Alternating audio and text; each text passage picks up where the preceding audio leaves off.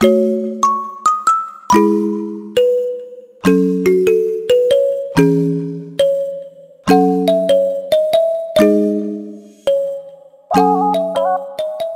Brasil é tão seguro quanto uma ida ao cinema.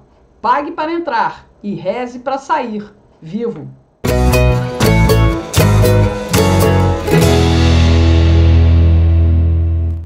Bem-vindos, aqui tem notícia e opinião. A minha, que o Senhor abençoe, a edição de número 24 desta sexta-feira, 17 de março de 2023. Bom, pessoal, que o Brasil é um país onde a segurança pública não é eficiente, todo mundo já sabe, porque em algum momento, ou você ou alguém da sua família ou próximo de você já teve algum tipo de acidente no caminho. Que tipo de acidente? Violência urbana. Isso acontece no mundo inteiro, mas o Brasil é um dos países onde a insegurança reina entre os pobres mortais. Por isso até usei o título Pague para entrar e reze para sair vivo. E por que eu estou falando disso? Porque o Global Peace Index de 2022 mostra que o Brasil é um dos países mais inseguros do mundo.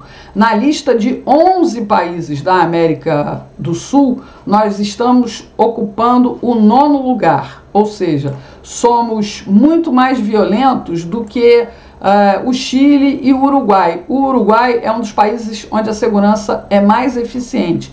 O Chile está em 2º lugar.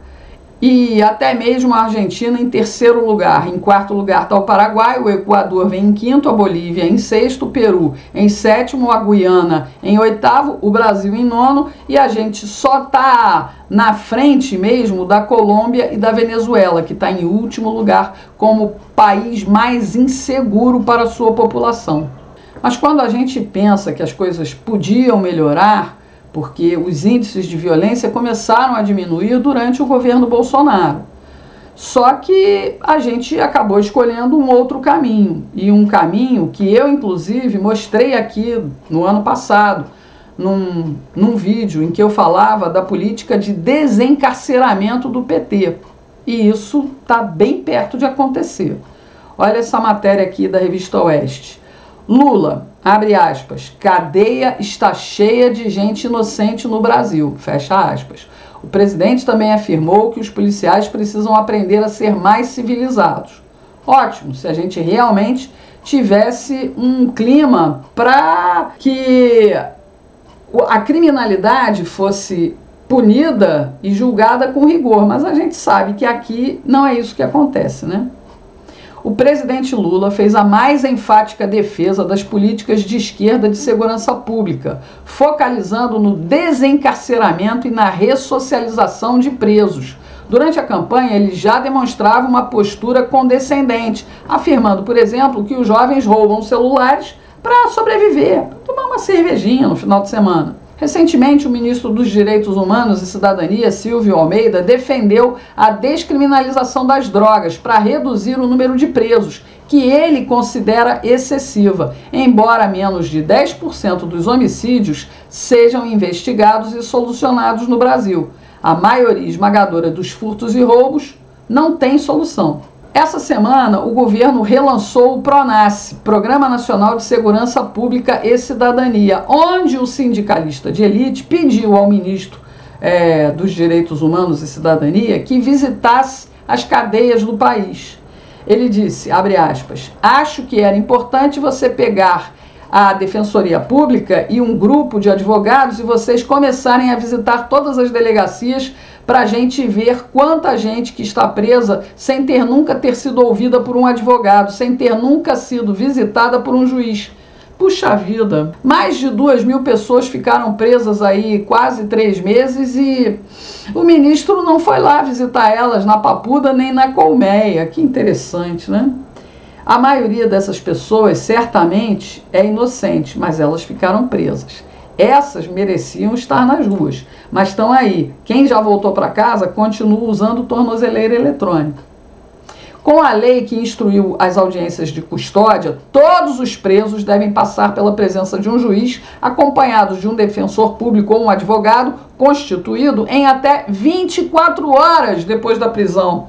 Aquelas pessoas lá de Brasília, né, do 8 de janeiro, não passaram por isso.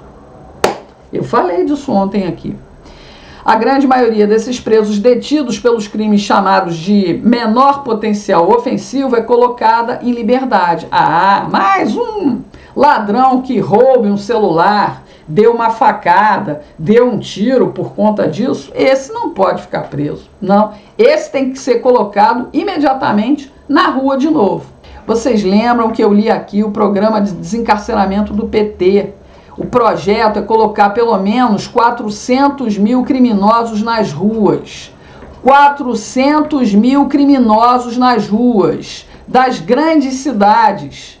Nesse evento, o sindicalista de elite demonstrou também preocupação absoluta com a ressocialização dos criminosos. Abre aspas, mais importante do que a gente prender um cidadão é saber o que esse cidadão vai fazer quando estiver preso e o que ele vai fazer quando estiver solto. Ninguém prende ninguém para sofrer. A expectativa de prisão é para você recuperar um ser humano. Ora, que frase comovente. Especialistas em direito penal e criminologia afirmam que a ressocialização é apenas uma das funções, mas não a mais importante. As mais importantes são proteger a sociedade dos criminosos e servir de aviso para outros que queiram adotar o mesmo comportamento marginal criminoso.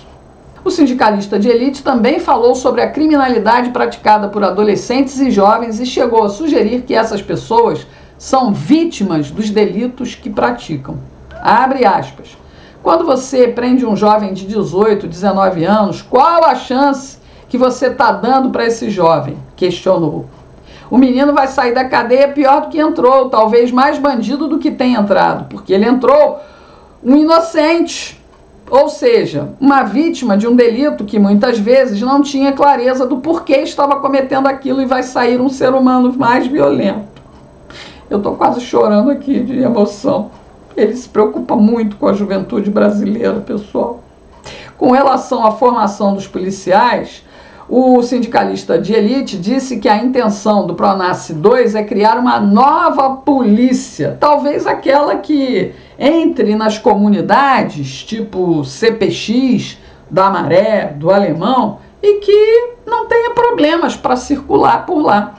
Porque foi isso que a gente viu quando a comitiva, né, do ministro da Justiça, Flávio Dino, entrou ontem na comunidade, numa das mais perigosas e mais bem armadas do país. Ah, ele justificou que foi se encontrar com representantes de uma ONG. ONG essa financiada pelo Jorge Soros. E o que é que essa ONG queria, pessoal? Essa ONG só queria que o ministro da Justiça fale com o presidente sindicalista de elite e mantenha tudo como está. Que a ordem do ministro Fachin seja mantida, vire lei. A polícia não pode mais entrar nas favelas, principalmente aquelas dominadas pelo CPX, pelo Comando Vermelho, pelo PCC, pelos Guardiões do Norte, por todas as facções criminosas. Essa gente contribui muito com a economia local e quando a polícia entra lá, se não é para pedir um arrego, é para combater o crime, né? Então, não pode, atrapalha o movimento. Então o Flávio Dino foi ouvir esse apelo lá da ONG, que certamente não tinha nenhum bandido lá para incomodar o ministro ou ameaçar a vida do ministro e das pessoas que fazem parte da ONG, não é? Talvez por isso, pessoal, porque a polícia anda fazendo operações e prendendo, é que teve um ataque lá em 17 municípios, incluindo a capital do Rio Grande do Norte, né? Teve um ataque ontem também em Duque de Caxias, na Baixada Fluminense, a gente não sabe, né? A polícia deve estar realmente combatendo o crime com muita violência. E aí isso pode provocar, quem sabe, né? Eu não acredito nem em estado de sítio, nem em intervenção federal, não. Mas isso vai ser mais um motivo para eles botarem aquela pedrinha, né, no assunto, que é: vamos desencarcerar 400 mil pessoas e vamos deixar essas pessoas livres aí na rua para elas fazerem o trabalho delas. Assalto, tráfico, roubo, enfim, né? A gente sabe, a gente sabe. Exatamente por conta dessa insegurança é que muitas empresas acabaram indo para fora do Brasil, indo embora. E aí reflete, claro, no mercado de trabalho, e a taxa de desemprego voltou a subir no Brasil. Nos 10 últimos meses de governo Bolsonaro, a taxa estava caindo, né? Mão de obra sendo disputada, o mercado econômico crescendo, mas eu não sei qual é o propósito desse governo aí, e aí esse arcabouço fiscal. Eu acho que eles vão pretender realmente destruir a economia nos próximos meses, né? No primeiro semestre eles vão conseguir botar a gente de mãos atadas, né? Desemprego, violência em alta, e aí eles podem instalar de vez o regime aqui. Não sei. E antes de terminar, pessoal, eu queria que vocês assistissem esse vídeo aí. Sei o quanto o nosso presidente Lula se empenha para levar a cada brasileiro, principalmente os mais carentes, a certeza de que eles não estão sozinhos nessa luta pela própria sobrevivência, pela educação, pelo pão de cada dia. Sei o quanto significa para o nosso presidente a solidariedade, a empatia, a preocupação com os mais pobres, com a desigualdade. Sei dos seus sonhos de um Brasil cada vez mais justo, pacífico e com a humanidade mais voltada para o combate à desigualdade dos povos. Eu tenho a certeza de que esta é a ideia-força que será perseguida e, sem dúvidas, alcançada pelo governo do presidente Luiz Inácio Lula da Silva. Como também tenho convicção, senhor presidente, de que seu maior desafio será pacificar o Brasil e consolidar de forma definitiva a democracia em nosso país. Os dirigentes dos poderes executivos, legislativo e judiciário, que nos honram com suas presenças de forma harmônica e independente, já deram uma clara e enfática demonstração de que este é o caminho e que nele seguiremos sem volta, sem retrocesso. Hoje sabemos o quanto se faz imprescindível a uma nação suas forças armadas, e em nosso país não é diferente. A Marinha responsável pela soberania de nossas fronteiras marítimas, o Exército tendo por missão a soberania de nossas fronteiras terrestres e a Força Aérea responsável pela soberania do espaço aéreo. Estes são pilares indiscutíveis de nossa pátria como garantia de nossa soberania como nação livre no contexto mundial. Esse aí é o Tenente Brigadeiro do Ar Francisco Joseli Parente Camelo, que tomou posse como ministro-presidente do STM, Superior Tribunal Militar. A cerimônia de posse acabou reunindo a nata da justiça brasileira, né? E também o presidente do Senado e o sindicalista de elite. Vocês podem ver aí no vídeo, se quiser assistir de novo aí. Mas se você tiver estômago, né? Isso que a gente viu aí é apenas um recorte, mas o discurso teve mais, destacado aqui pela matéria da Revista Oeste, né? Ele reafirmou que o compromisso dele na presidência do STM é a manutenção da hierarquia e da disciplina no seio da justiça militar. Abre aspas. Tenho convicção de que seu maior desafio será pacificar o Brasil e consolidar de forma definitiva a democracia no nosso país. Ele continuou dizendo: os dirigentes do Legislativo, do Judiciário aqui presentes já deram uma clara e enfática demonstração de que este é o caminho e que nele seguiremos sem volta, sem retrocessos. O Tenente Brigadeiro do Ar é ex-piloto de avião da Força Aérea Brasileira e foi piloto do avião presidencial na gestão de Lula e Dilma. Foi a Dilma que indicou ele para o Tribunal Militar em 2015. O novo chefe do STM disse em entrevista coletiva após assumir acreditar que militar na política não faz bem às Forças Armadas. E ele também reforçou o que chamou de necessidade de diálogo e harmonia entre os poderes, dizendo que hoje há um clima de ódio e divisão muito forte. A mesma opinião tem o Tomás, o general, o novo chefe comandante-em-chefe do Exército, o general Tomás.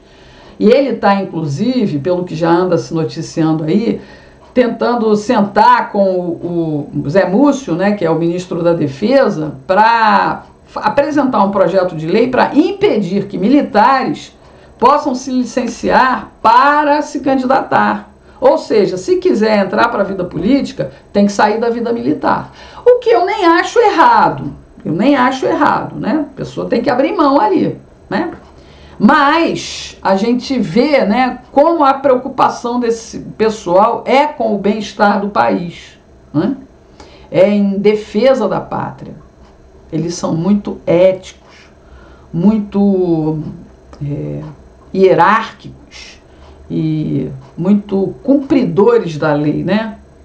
Prestar continência para um capitãozinho de merda, isso é um absurdo. Como é que nós vamos prestar continência para um presidentezinho capitão? Isso é um absurdo, um cara que, né?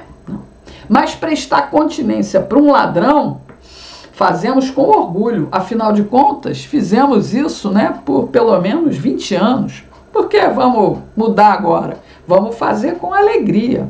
Eu avisei aqui. Eu avisei.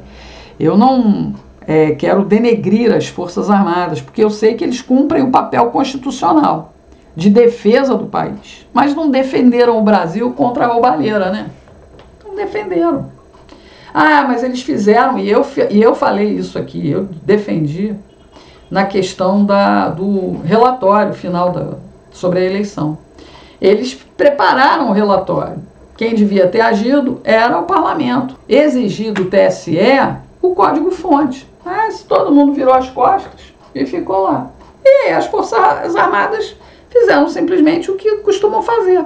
Vem aí o ladrão e a gente vai ficar de braços cruzados, só prestando continência para ele. Mas felizes da vida, porque ele é apenas um ladrão. Ele nunca vestiu uma farda, né? Tchau, pessoal. Até a próxima.